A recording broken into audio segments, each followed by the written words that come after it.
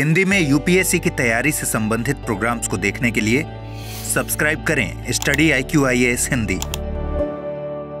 दोस्तों, अभी हाल की ही बात है, यूएसए के प्रेसिडेंट डोनाल्ड ट्रंप साहब ने भारत पे 50% टैरिफ लगा दिया था। यानी कि भारत से जो भी गुड्स यूएसए जा रहे हैं उनमें 50% जो एक्स्ट्रा है वो टैरिफ लगेगा, ज्यादा कर लगेगा। तो बड़ी ही दिक्कत थी। मैंने इस पर डिटेल पे वीडियो भी किया था, बहुत सारे फैकल्टीज ने भी किया था और मुझे लगता है 2-2.5 महीने लगातार ये बात चर्चा में थी। अब उसके बाद जब हमने एससीओ में रूस को, चीन को, भारत को साथ आते देखा तो कहीं ना कहीं एक कुलबुलाहट भी दिखी यूएसए में कि भारत जो हमारा क्लोज अलाई था वो कैसे हमारे जो मित्र देश नहीं है उनकी तरफ जा रहा है, जो हमारे शत्रु देश है उनकी तरफ जा रहा है, खासकर चीन और रूस। अब जो नई बात है जिसको आपने थंबनेल में जरूर देख लिया होगा वो ये कि यूएसए यानी कि अमेरिका ने क्या किया है। अमेरिका ने 2018 में जो ईरान का चाबहार पोर्ट है उस पे जो सैंक्शन पे वेव दिया था, ठीक है, उसको क्या कर दिया है, उसको रिवोक कर दिया है कि मतलब वापस से सैंक्शन रहेगा यूएसए की तरफ से। हाँ, ये जरूर है कि हर चीज पे जिसे कहते हैं कि दखलंदाजी करने का जो अमेरिका का रवैया रहा है, पर्सपेक्टिव रहा है, वो कंटिन्यू एक बार फिर से हो गया है। और दिक्कत की बात यह है कि लंबे समय तक जो भारत का क्लोज एलाई रहा या भारत जिसका क्लोज एलाई रहा वो देश सैंक्शंस पे सैंक्शंस भारत पे लगाता जा रहा है, या जो पुराने वेव्स थे उनको क्या करते जा रहा है, रिवोक करता जा रहा है। तो एक चिंता की बात है, ठीक है।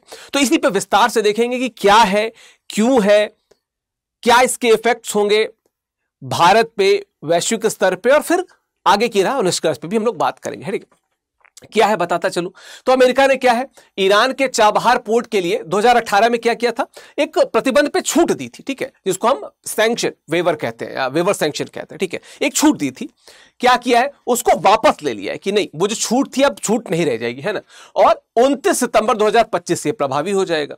आज जब आप ये देख रहे हैं, यानी कि जब आप हमारे सेल एंड का दिन है, इससे ठीक 9 दिन बाद 29 तारीख को ये जो सैंक्शंस है ये वापस से लग जाएंगे, यानी कि जो वेव ऑफ किया था वो वापस से रिवोक हो गया, है ना। तो ये चिंता की बात है। कहीं ना कहीं जो भारत की जियोपॉलिटिकल स्ट्रेटजी है उसमें ये एक डेंट का काम करेगा। और अगर भारत इसको बेहतर जियोपॉलिटिकल तरीके से कवर करने की, कोप करने की कोशिश करेगा तो निश्चित तौर पे बातचीत के द्वारा और बहुत सारे सॉफ्ट डिप्लोमेसी और हार्ड डिप्लोमेसी भी तो भारत अभी नहीं जा सकता, पर सॉफ्ट डिप्लोमेसी के बहुत सारे तरीके होते हैं जिनके द्वारा भारत कहीं ना कहीं इन चीजों को टैकल कर सकता है। ठीक, इसके पहले और बताऊं तो क्या है कि कई वर्षों से इस बंदरगाह का विकास भारत कर रहा है, बहुत इन्वेस्टमेंट किया भारत ने।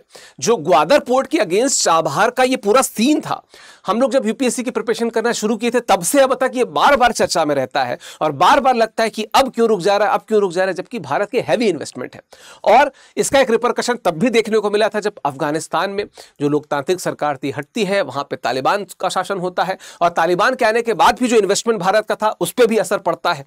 तो कहीं ना कहीं भारत के लिए एक, आप कह सकते हैं कि जो पॉलिटिकल कैटास्ट्रॉफी का दौर चल रहा है, कहीं ना कहीं भारत को इस पे काम करना पड़ेगा थोड़ा सा। ठीक है, बात करें इसके आगे की तो बस एक चीज आपको बताता चलूं कि आज अंतिम दिन है जो हमारे mission success cell, study IQ पे जो मिशन सक्सेस सेल चली उसका अंतिम दिन है। ठीक है, आप हमारे बैचेस से जो 2026, 27 या 28 को टारगेटेड हैं, इन बैचेस से जुड़ सकते हैं। इंग्लिश, हिंदी या इंग्लिश जो भी आपका माध्यम है उस माध्यम से आप हमारे बैचेस से जुड़ सकते हैं, पहली बात। दूसरी बात, इस कोड का इस्तेमाल करेंगे विकास लाइव का तो you will get the maximum discount. और जो सबसे खास बात है वो ये कि जब हमारे आप बैचेस को देखेंगे, जब हमारे नीचे लिंक के द्वारा या ऐप या वेबसाइट पे जाके यूपीएससी हिंदी पे जाके हमारे प्रतिज्ञा बैचेस को देखेंगे, व्यू PDF में जाइएगा एक बार, है ना। आप सक्सेस इन प्रीलिम्स की बात कर लें, प्रीलिम्स रेसिडेंशियल प्रोग्राम की बात कर लें, मेंस रेसिडेंशियल प्रोग्राम की बात कर लें, इंटरव्यू गाइडेंस प्रोग्राम की बात कर लें, मेंटरशिप की बात कर लें, 18 किताबें फ्री आपके घर पे मिलती हैं, लाइव क्लासेस की बात कर लें, रिकॉर्डेड क्लासेस की बात कर लें। Each and every aspect of this course is a gem. तो आपको देर नहीं करनी है ना। आज रात में सेल खत्म हो रही है, उससे पहले जुड़ जाइए स्टडी IQ से, है ना। बाकी हिंदी साहित्य के बारे में भी बाद में बता दूंगा। फिलहाल मेरा टेलीग्राम और इंस्टाग्राम है, आप यहाँ पे स्कैन करके जुड़ सकते हैं। ठीक है, जुड़िए, यूपीएससी को लेके, प्रिपरेशन को लेके बात होगी यहाँ पे आपसे, है ना। चलिए बात करते हैं चाबहार पोर्ट के बारे में। तो क्या है और क्यों महत्वपूर्ण है?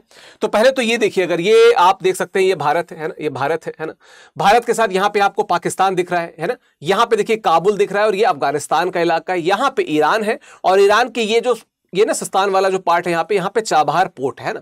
और कहीं ना कहीं भारत ने क्या किया था कि एक तो चाबहार पोर्ट, इस ग्वादर पोर्ट को काउंटर करने के लिए एक प्रॉपर पोर्ट बन गया था, वो ग्वादर पोर्ट जहां पे पूरी तरीके से चाइना अपना इन्फ्लुएंस जमाए हुए है, तो एक वहां पे काउंटर मिल जाता है इस एरिया में। और दूसरा ये वाया इसके अफगानिस्तान की तरफ जो भारत ने एक प्रॉपर नई योजना शुरू की थी, कहीं ना कहीं उस पे भी एक हैम्पर हमको देखने को मिलता है। ठीक है, तो थोड़ा देख लेते हैं।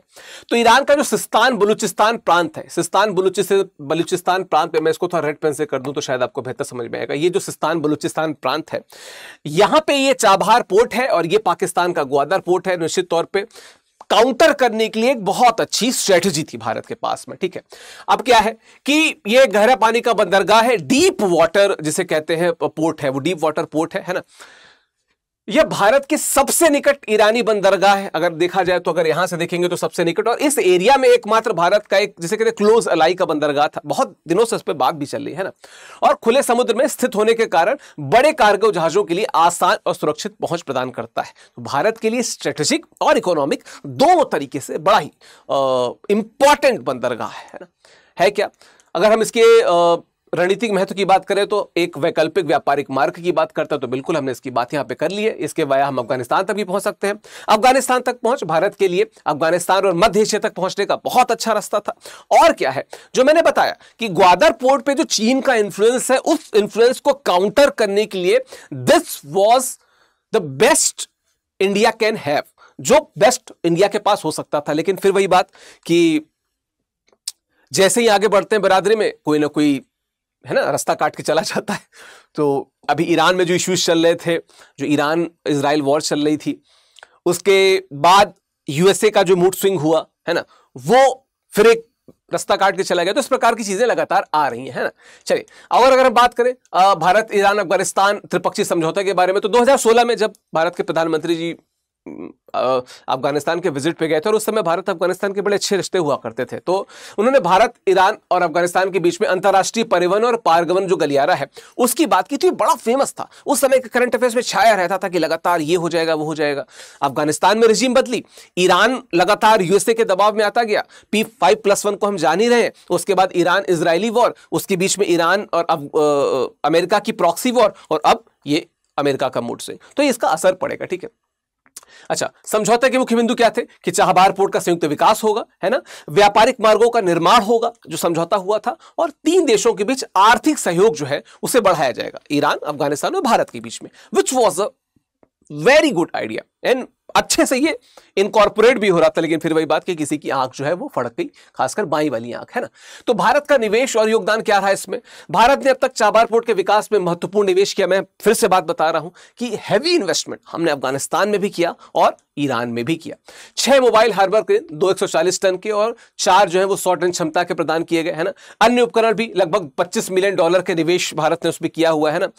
अगर हम परिचालन जिम्मेदारी की बात करें तो दिसंबर 2018 से भारतीय कंपनी जो इंडिया पोर्ट्स ग्लोबल लिमिटेड है, यानी कि IPGL है, की सहायक company India ports global Chabahar free zone IPGCFZ, याद कीजिए, इस पे एक विस्तारित वीडियो मैंने किया हुआ है, प्लीज आप उसको जरूर गो थ्रू कीजिएगा, है ना, ने चाबहार पोर्ट का संचालन संभाला। तो चाबहार पोर्ट के संचालन की बात भारत कंपनी देख रही थी वहां पे, है ना। उपलब्धियां क्या थी इस दौरान? 2018 से अब तक की अगर बात की जाए तो 90,000 से अधिक TEU कंटेनर ट्रैफिक का संचालन। कोई बताएगा TEU क्या है? उस वीडियो में मैंने इस पर बात भी की थी, और अगर आप मेरे टेलीग्राम को फॉलो करते हैं तो उसमें मैंने डिटेल PDF भी दिया हुआ है। और जो नए जुड़ने वाले हैं, अगर आप मांग करेंगे तो पुराने कुछ PDF को रीशेयर कर दूंगा, पढ़ा कीजिए। कुछ चीजें ऐसे टर्म्स होते हैं जो कई बार हमें जरूरी होते हैं, है ना। उसके अलावा क्या है, 8.4 मिलियन मेट्रिक टन बल्क और सामान्य कार्गो का संचालन इसके द्वारा होगा, चाबहार पोर्ट के द्वारा। और अफगानिस्तान को 2.5 मिलियन टन गेहूं और 2000 टन दाल की आपूर्ति होगी। और ये छोटी बात है, इससे बड़े जो सामरिक महत्व था, जो जियोपॉलिटिकल सिग्निफिकेंस था भारत के लिए, इस पे कहीं ना कहीं जो है वो असर आपको पड़ते दिखेगा। इसके अलावा कोविड कोविड-19 के दौरान हमने देखा था कि जो भारत ने मानवीय सहायता प्रदान की थी, चाहे ईरान की बात हो या अफगानिस्तान की बात हो, which was a remarkable thing by India. But अब ये सारी चीजें क्या है, कहीं ना कहीं इफेक्ट में आएंगी। ठीक है, अमेरिका के जो प्रतिबंध है और छूट के इतिहास देखा जाए तो 2018 की छूट क्या थी? जो ट्रंप साहब का जो पहला कार्यकाल था, है ना, ट्रंप जो फर्स्ट था, उसमें उन्होंने, अमेरिका ने Iran freedom of counter proliferation act यानी कि IFCA, है ना, के तहत चाबहार पोर्ट प्रोजेक्ट को प्रतिबंधों से छूट दी थी। ठीक है, हम क्योंकि उस समय Bharat was a close ally of US से, अभी तो लिखित रूप से है ही, भौतिक रूप से तो दिख नहीं रहा है। अफगानिस्तान के पुनर्निर्माण में सहायता की बात की गई थी, है ना, आर्थिक विकास को बढ़ावा देने की बात की गई थी और अफगानिस्तान के लिए गैर प्रतिबंधित वस्तुओं की आपूर्ति की बात की गई थी। ठीक है, इसमें छूट वापसी का कारण क्या है? निश्चित तौर पे जो विदेश विभाग के प्रमुख उप प्रवक्ता क्या है, थॉमस पिगॉट ने क्या कहा कि राष्ट्रपति ट्रंप ने ईरानी शासन को अलग थलग करने की अधिकतम दबाव, जो मैक्सिमम प्रेशर की रणनीति है कि किस प्रकार से आइसोलेट कर दे ईरान को। इजराइल वॉर देख ही रहे, प्रॉक्सी वॉर चल ही रही थी। कोई भी जो व्यापारिक लेन देन ईरान कर रहा है, हर उस व्यापारिक लेन देन को रोक देने की बात यहां पे यूएसए करना चाह रहा है और इसी की बातें लगातार कर रहे हैं। ठीक है, चलिए अगर हम बात करें भारत पे क्या प्रभाव होगा विस्तृत रूप से देखें तो मैंने डिटेल में सबको कर दिया। ये डिटेल PDF आपको मेरे टेलीग्राम पे मिल जाएगी, जिसका शुरुआत में मैंने लिंक दिया था, स्कैन करके जुड़ जाइएगा ऑफिशियल विकास करके। 29 सितंबर के बाद चाबहार पोर्ट से जुड़े व्यक्तियों और कंपनियों पर अमेरिकी प्रतिबंधों का खतरा होगा, यह कानूनी जोखिम है। भारतीय कंपनी जो IPGCFZ है नहीं कर पाएगी संचालन, मतलब अकॉर्डिंग टू यूएसए कि हम नहीं करने देंगे, है ना, तो बहुत सैंक्शंस लग सकते हैं। यस, अब तक किए गए जितने निवेश सारा जा सकता है, एक बम गिराया सब उड़ गया सर, है ना, इसका दिक्कत है। दीर्घकालिक प्रभाव क्या है? तो यस, अफगानिस्तान तक जो हमारी एक कैपेसिटी थी कि हम पहुंच सकते थे विकास योजनाओं को लेके, वो नहीं पहुंच पाएंगे, है ना। भारत के लिए अफगानिस्तान तक व्यापार सहायता में पहुंचने में कठिनाई होगी। पाकिस्तान पे निर्भरता बढ़ने का खतरा होगा वाया जाने के लिए, है ना। और क्या है, मानवीय सहायता जो वहां पे पहुंचा रहे थे हम, चाहे ईरान की बात कर ले या अफगानिस्तान की बात कर ले, दोनों जगह पे दिक्कत है। मध्य एशियाई व्यापार का नुकसान जो वाया हमने, जो मैंने मैप पे दिखाया था, बड़ा नुकसान है ये, बड़ा नुकसान है ये, है ना। तो इसके अलावा अगर देखा जाए तो एक INSTC जिसकी मैंने बात की थी, international north south transport corridor, इसमें कितने डिटेल में वीडियो हैं, एक मिनट यहीं पर रुकिए और कमेंट करते जाइए कि INSTC से आप क्या समझते हैं, कमेंट बॉक्स में उत्तर देते जाइएगा इसका। ठीक है, कि योजना पर प्रभाव पड़ेगा। चीनी प्रभाव में वृद्धि, निश्चित तौर पर ग्वादर पोर्ट पर जो चीन है उसको फिर से एक एज मिल गया। किस कारण एज मिल रहा है? यूएसए जानबूझ के चीन को एज दे रहा है। अब बताओ, ये तो वही हो गया ना कि इनडायरेक्टली बात चाइना के पक्ष में जा रही है, तो तुम इस बात को भी तो देखो, यूएसए देखना चाहिए इस बात को, है ना। और चीन के जो बेल्ट एंड रोड इनिशिएटिव मजबूत हो जाएगा निश्चित तौर पे, जो जिसको वन बेल्ट वन रोड की बात की थी, फिर उसको बेल्ट एंड रोड कर दिया गया था। निश्चित तौर पर स्ट्रिंग ऑफ पर्ल्स मजबूत हो रहा है, चाइना का ही पाला मजबूत हो रहा है, ये उससे को ध्यान देना चाहिए यहाँ पे। ठीक है, चलिए अगर हम बात करें क्या संदर्भ, भू राजनीतिक संदर्भ क्या हो सकते हैं, व्यापक प्रभाव क्या होंगे, तो क्षेत्रीय शक्ति संतुलन में निश्चित तौर पर दक्षिण एशिया और मध्य एशिया की भू राजनीति को प्रभावित करेगा। क्यों करेगा? क्योंकि आप दरअसल जिसको टारगेट करना चाहते हो, इनडायरेक्टली आप उसको ही सपोर्ट कर रहे हो, और जो आपका पहले से क्लोज अलाई है यानी कि भारत, वो क्या हो रहा है? कमजोर हो रहा है ना। तो ईरान भारत के संबंधों पे इसका असर पड़ेगा, आर्थिक सहयोग में गिरावट, पाकिस्तान मजबूत होगा, चीन मजबूत होगा निश्चित तौर पे, है ना। रूस और चीन का फायदा है, दोनों देश इस स्थिति का लाभ उठा सकते हैं। रूस का तो कम, लेकिन चीन तो लाभ उठा ही लेगा निश्चित तौर पे। ऊर्जा सुरक्षा पर प्रभाव क्या होगा? भारत की जो सुरक्षा रणनीति है, जो हम बार बार एनर्जी सिक्योरिटी की बात कर रहे हैं, जो वाया हम अफगानिस्तान एक लाइन ले जा रहे थे, गैस पाइपलाइन, उसमें भी दिक्कत आ जाएगी। ईरान से तेल आयात में कमी आएगी, वैकल्पिक ऊर्जा स्रोतों की तलाश करनी पड़ेगी भारत को, ऊर्जा लागत में वृद्धि की संभावना हो सकती है, और जियोपॉलिटिकल जो सिग्निफिकेंस है वो तो खैर है ही। आगे के राह के रूप में हम क्या कह सकते हैं निष्कर्ष की अगर बात की जाए तो यस, भारत की विदेश नीति और आर्थिक रणनीति के लिए एक महत्वपूर्ण इंपॉर्टेंट चुनौती है, ऑब्स्टेकल है। चाबहार पोर्ट भारत के लिए क्या है? रणनीतिक रूप से महत्वपूर्ण है, था और रहेगा, क्योंकि ये चीन द्वारा विकसित ग्वादर पोर्ट के बहुत निकट है और हम वहां पे चीन को काउंटर कर सकते हैं। हम बेल्ट एंड रोड इनिशिएटिव की बात करें, हम स्ट्रिंग ऑफ पर्ल्स की बात करें, at each and every point India can counter this, India can counter this. ठीक है, बस। तो आपका क्या कहना है इस पे? मैंने 2 प्रश्न पूछे हैं, उन प्रश्नों का उत्तर देते जाइएगा आपको, ठीक है, बिल्कुल देते जाइएगा उस प्रश्न का उत्तर, है ना। बाकी जैसे मैंने अभी आपको बताया कि स्टडी IQ में मिशन सक्सेस सेल चल रही है, हिंदी लिटरेचर पे भी है। विकास लाइव कोड का प्रयोग करके आप मैक्सिमम डिस्काउंट पा सकते हैं हमारे सितंबर बैचेस में। सबसे बड़ी बात क्या है कि ये बैच तुलसीदास से शुरू हो रहा है। आपको एनसीईआरटी का कोर्स भी फ्री मिलेगा, फ्री में प्रीलिम्स की टेस्ट सीरीज मिलेगी। तो देर मत कीजिए, जुड़ जाइए हिंदी साहित्य से। बाकी अगर आप मेरे टेलीग्राम तक पहुंचना चाहते हैं तो these are the ID, scan करके जुड़ सकते हैं। टेलीग्राम से, इंस्टाग्राम से ऑफिशियल विकास या विकास लाइव डालेंगे तो आप सीधे मेरे टेलीग्राम में, इंस्टाग्राम पे पोर्ट हो जाएंगे। मिलते हैं, बात करते हैं उसमें। 2 प्रश्न पूछे हैं, उत्तर दे के जाइएगा। और आपका क्या मानना है कि यूएसए जो इस प्रकार की हरकतें कर रहा है, क्या भविष्य में ये चीजें जो एशिया की जियोपॉलिटिक्स है इसको बदलेगा, या वैश्विक जो जियोपॉलिटिक्स है उसको बदलेगा? कमेंट बॉक्स में बताते जाइएगा। Thank you so much. Study IQ IAS, आपका सिलेक्शन हमारा मिशन।